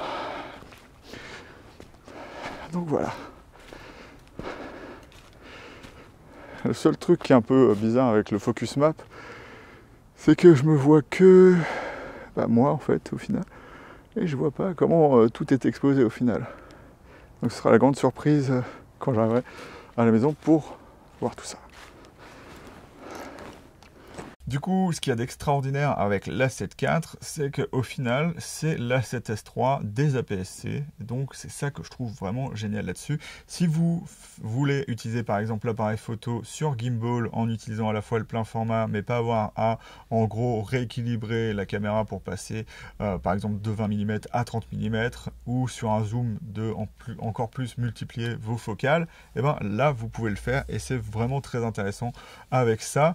Et du coup, même le fait, d'avoir au final du rolling shutter, si vous êtes en face cam comme ça, le fait que vous ayez du 7K, vous pourrez par exemple, même si, comme vous le voyez, la qualité est pratiquement la même que la 7S3, vous pouvez cropper un peu plus dedans sans voir forcément au final l'image se dégrader rapidement.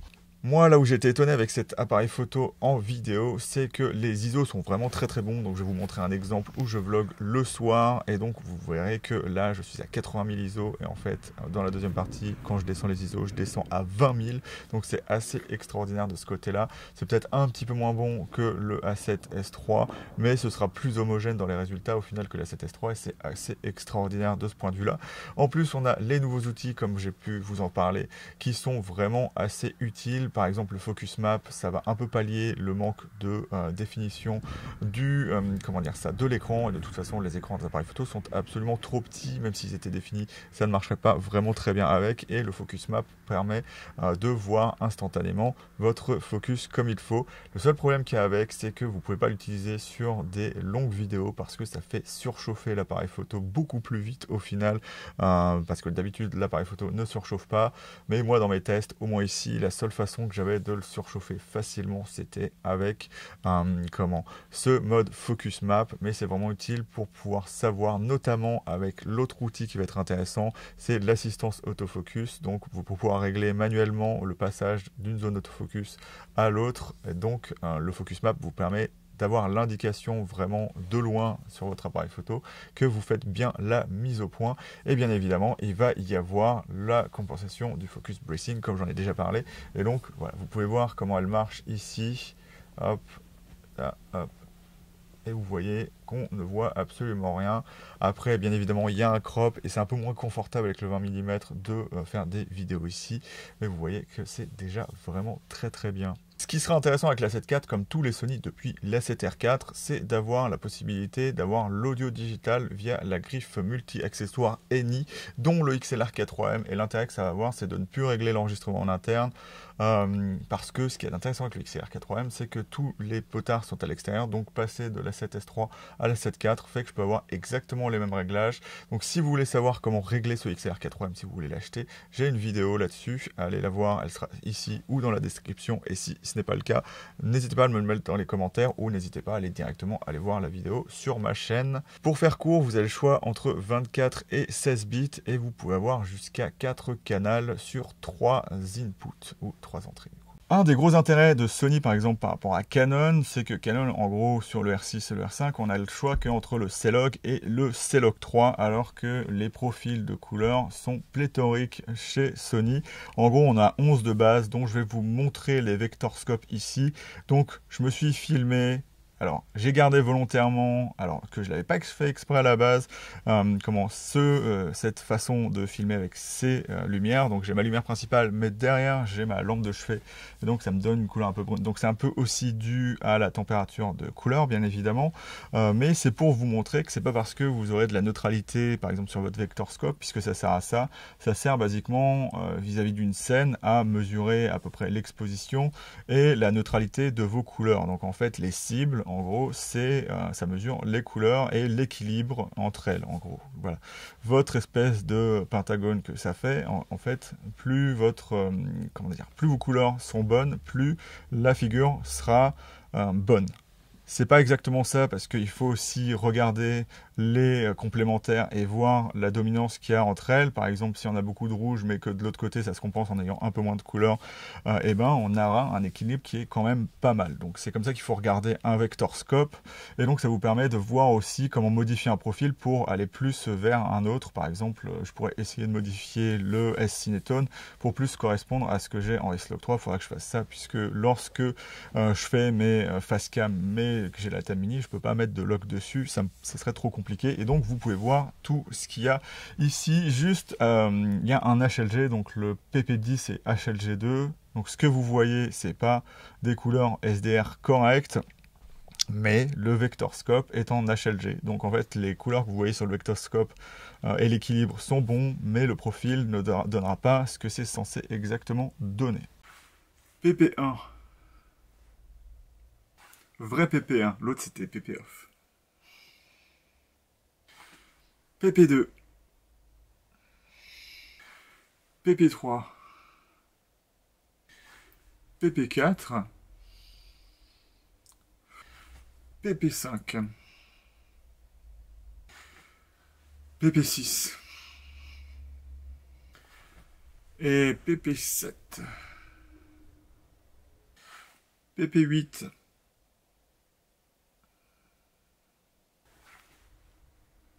PP9.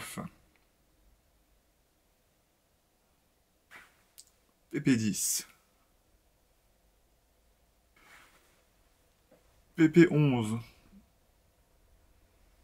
Et du coup, pourquoi j'ai gardé volontairement ces couleurs un peu sales? C'est parce que c'est pas parce que vous aurez un profil neutre que ça aura des couleurs correctes au final. Il faut un peu faire attention à la science des couleurs et le choix entre flatter, ce que fait souvent Canon, pour les visages au moins, et avoir de la neutralité. Donc moi je préfère avoir une image neutre qui ont des couleurs plutôt, comment dire ça, normalisées, qui ressemblent un peu à la réalité entre guillemets, puisqu'il y a toujours les Kelvin qui rentrent en compte, et donc il faut bien faire attention à ça lorsqu'on expose une scène. Mais voilà, c'était juste pour vous illustrer ça. On peut avoir une image sale tout en ayant des couleurs et une exposition correct, et du coup il faudra faire attention à ça. Choisissez bien votre lumière et aussi les vêtements que vous portez, parce que c'est pas forcément la comment dire ça, la couleur qui met le plus en évidence mon teint de peau. Voilà, même si ma lumière étant trop près, je suis un petit peu blanc, je peux pas faire autrement. Et voilà, on va passer à la suite. On va passer au test qui vous intéresse tous, je pense, le test de surchauffe de la 7.4, et à 19 degrés, ça marche vraiment très très bien. À savoir que j'ai testé la plupart du temps dans le mode que j'utilise, parce que je trouve que c'est aujourd'hui, avec les machines qu'on va avoir modernes, si vous avez une machine du passé, ce sera un petit peu plus compliqué. Je privilégie le H265, donc le XAVC HS, mais en 4.2.0 10 bits, et Sony spécifie bien les environnements qui seront un peu plus compliqués sur les ordinateurs. Donc le 4.2.0, ça rend l'editing plus facile, tout en ayant un format très compressé, donc avec une image de très très bonne qualité au final, plus que le XAVCS qui aura le même poids, mais en gros du coup le XAVC HS, donc H265, sera 2 fois plus compressé pour la même taille, donc beaucoup plus d'informations, et donc au final on a une qualité qui est similaire au XAVC SI, tout en ayant moins de mégabits par seconde. Donc voilà, le profil est très bien, mais j'ai quand même testé le XAVC SI, surtout en 60p, pour voir si ça surchauffait, et éventuellement ça surchauffe surtout lorsque vous avez une powerbank de brancher, mais de toute façon sur une carte 128 Go ça vous fait genre 28 minutes en 60p et 32 en 50p. Donc pour moi, c'est pas le mode évident à utiliser lorsque vous avez un appareil photo hybride et que vous avez payé 2800 €, que vous ne vouliez pas forcément payer 50 000 € pour des disques et plein de cartes, notamment des CF Express type A, ou même des cartes V90.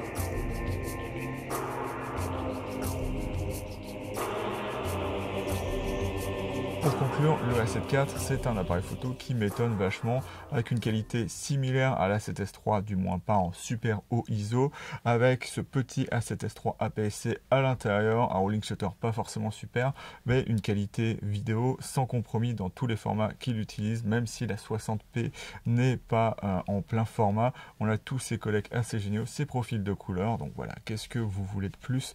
Au final, la stabilisation n'est pas aux fraises non plus, n'est pas la meilleure, mais c'est bien. Et du coup, voilà, c'est vraiment pour moi une caméra qui sera solide et qui pourra s'adapter au final à n'importe quel ordinateur, que ce soit des vieux ordinateurs avec le format non compressé, aux ordinateurs plus modernes avec le format super compressé, et aux ordinateurs entre les deux avec le XAVC-S qui reste du H264, tout en ayant les 10 bits dans chaque format. Peut-être pas en 120p HD, mais voilà, c'est vraiment quelque chose de super. Et cet autofocus qui marche même au final. Par exemple, là, si j'éteins, hop, et ben, ça continue à me suivre. Ça suit peut-être pas mon œil, mais voilà, quand je reviens, et ben, l'autofocus est toujours sur moi. Et c'est hérité de la 7S III. Et c'est encore mieux avec ces f22, comme je vous l'ai montré lorsque je vlog, qui me permet de pouvoir utiliser en vlog l'appareil photo sans ND. Donc l'appareil photo est vraiment super.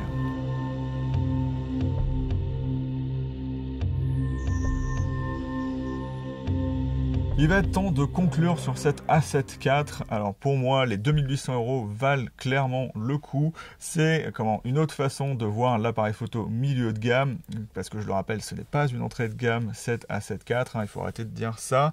Et pour moi, 2800 €, c'est un prix qui est absolument convenable. Canon a certes baissé son prix sur le R6, mais pour moi, c'est pas des appareils photo qui sont vraiment équivalents dans ce qu'ils font. Et l'offre d'avoir un R6 plus rapide en photo, un Z6 qui vous permettra de faire du RAW vidéo Blackmagic pour un prix moins cher, mais avec des caractéristiques photo et vidéo moins développées que le R6 et le A7 IV. On a trois appareils photo qui sont chacun dans leur genre assez intéressants.